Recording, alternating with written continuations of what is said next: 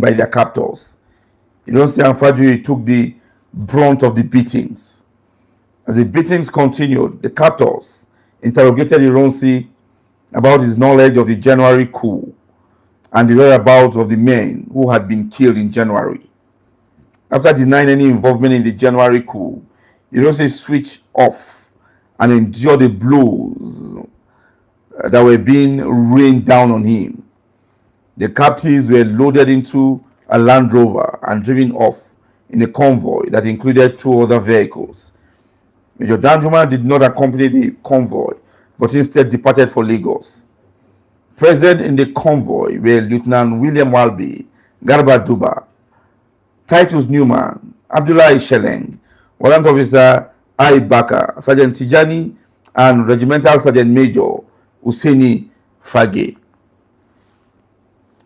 Ironsi and Fajui were so badly beaten and wounded that they could hardly stand. They were led out into the bush where they were killed by a few rounds of machine gun fire. Captain Wanko managed to escape as his captors' attention was focused on Ironsi and Fajui. It is from he and Lieutenant Bello that the most reliable eyewitness account of Ironsi and Fajui's last hours emerged. You can go and get this book, Ironside. Get that book and read it. Ironside was written by Chuks Iliobuna, and he interviewed some of these people who gave their eyewitnesses accounts. Ironsi and Fajui's death were not officially announced for 6 months, and during the tense days of August 1966, the military governor of Eastern Region, Lieutenant Colonel Odumego Ojukwu, repeatedly asked Gowon, where is the Supreme Commander? Well, this is how much we can take for today. This is how much we really want to take. Next time, we'll tell you about, when we are doing the recap next week, we'll tell you about the Lagos operation of the July 29, 1966 military rebellion. We'll tell you about the Kaduna operation. We'll tell you about the Enugu operation. And we'll look at the distress of the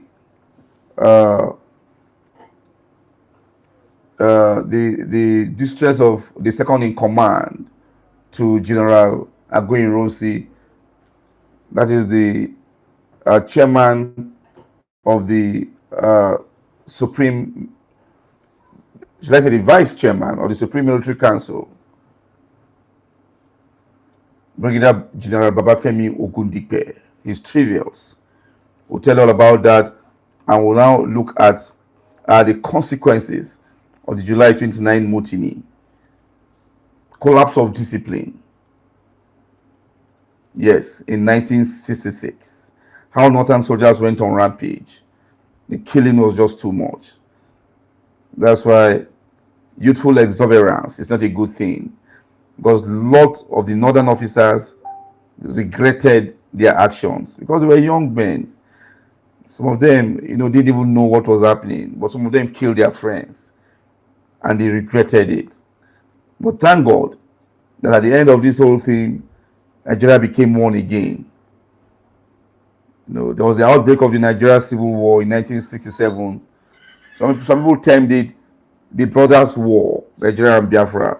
But in 1970, 15th of January 1970, the war came to an end. Well, this is how much you can take. Always ensure that you are part of this. History in perspective, issues in perspective. It's historical perspective of the past. It's current affair, basically current affairs, and it's something that we really need to constantly rub our minds together to discuss.